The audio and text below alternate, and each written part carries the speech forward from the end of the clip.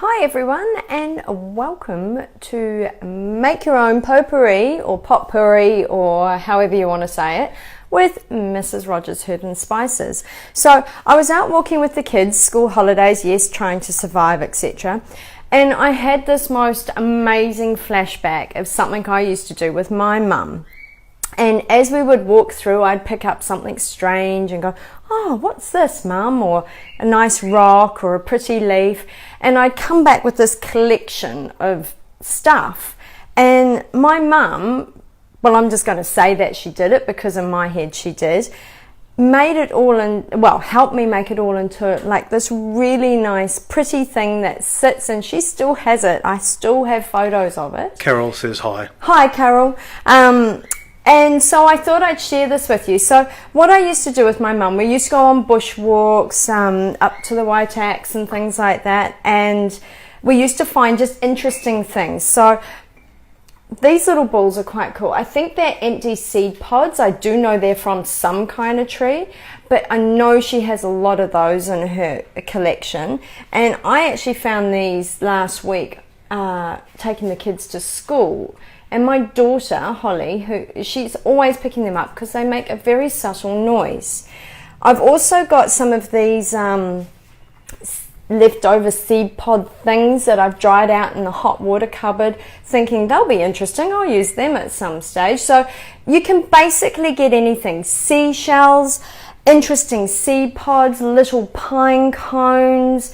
If you don't live anywhere near somewhere you can go and walk and borrow some things, or a beach, then you can buy some stuff from the supermarket or like your $2 shop, your little bits and pieces. Have a look for different barks and things. So anyway, if you're on holiday, you could always collect things on holiday if you are at a beach or whatever. Yeah, exactly. Little bits of driftwood look really pretty as well with some seashells. Now, I wasn't near a beach, so I have actually bought some seashells, but just to show you what you can do. Now, before we get into the nice sensual bit, I just want to show you with these seed pods, I've actually painted some.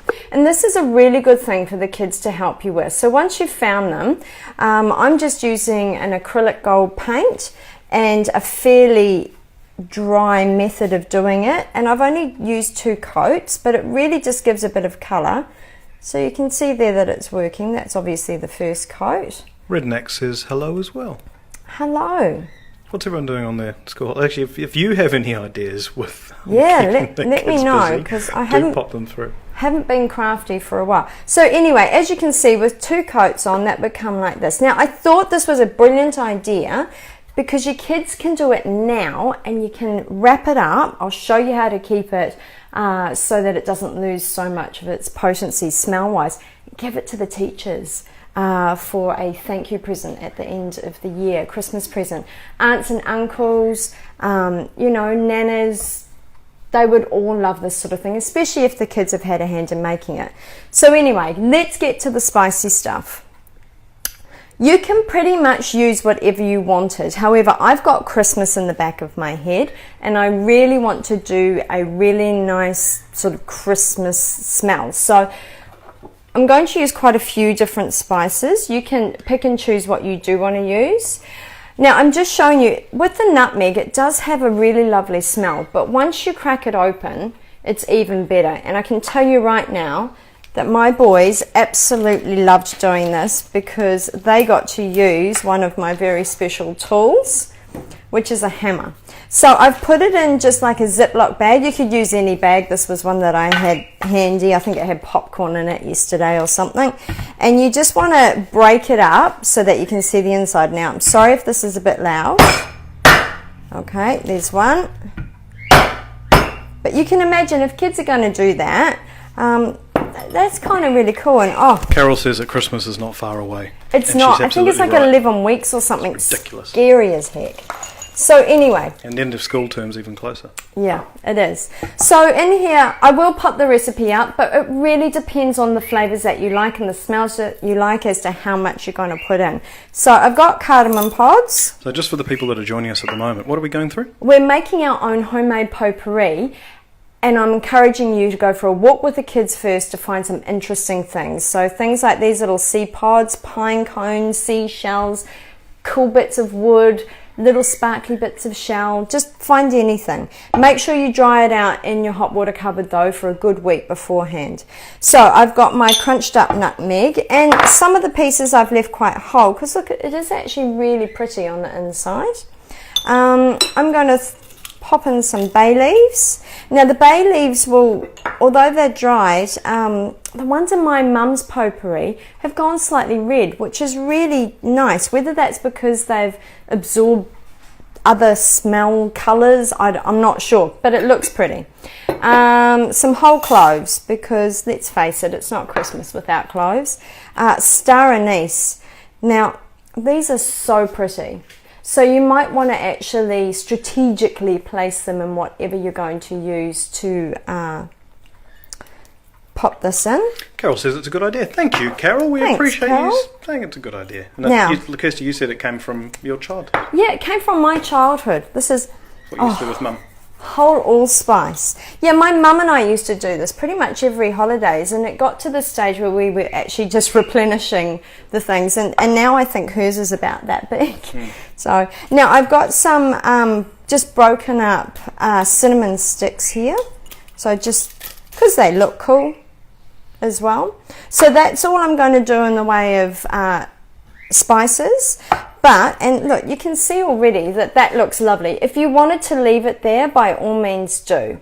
But I'm wanting to bulk it up, and I want to show you a couple of ideas that I've got. So, the good thing is you can just get your kids involved from pretty much any age, because let's face it, if they go or anything, you just pop it away, dry it out again, and it's not dangerous for your 3-year-old to suck on the edge of a star anise or whatever. You so could it's send quite the dads out on an adventure with the kids. Dads with While yeah. you have a rest. I Read a book like or it. Watch Netflix.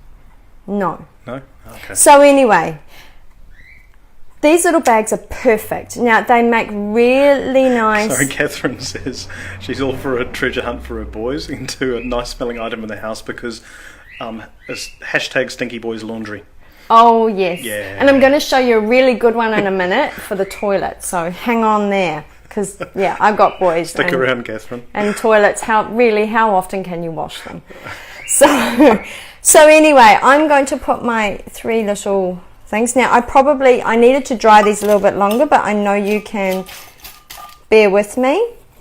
And some of these guys, just because they look cool, and they're actually going to take on the smell of all the herbs and spices. So I'm going to put maybe just 3. It's really good to have uneven numbers of items. So did you say where you got the bag from? That's just a $2 shop. This is just a $2 shop organza bag or gift wrap bag, or if you're clever enough you can make it yourself, but I think I got 3 of these bags for $2, so for a little gift it's perfect. And they're really good to put in your underwear drawer. You know how Nana used to have really nice smelling undies and stuff? Well, that's because she had one of these scent sachets in her underwear drawer. So I'm just showing you. I'm not even evening it out or anything. I'm just taking about half of the mixture and popping it in there with my few little balls. Now I want to show you what it looks really nice with. A shell. So a shell from the holidays? So a shell from the holidays. Probably from the $2 shop as well. Sorry, didn't get to the beach. Chico, it's all right. That's my puppy dog. Now, another really nice idea I want to show you with pretty much the rest of this stuff. And guys, this is also a really good thing to do with maybe your spices. Like if you try like cloves from last Christmas, they're probably not good enough to use in your cooking. They're perfect for this. So don't throw them out.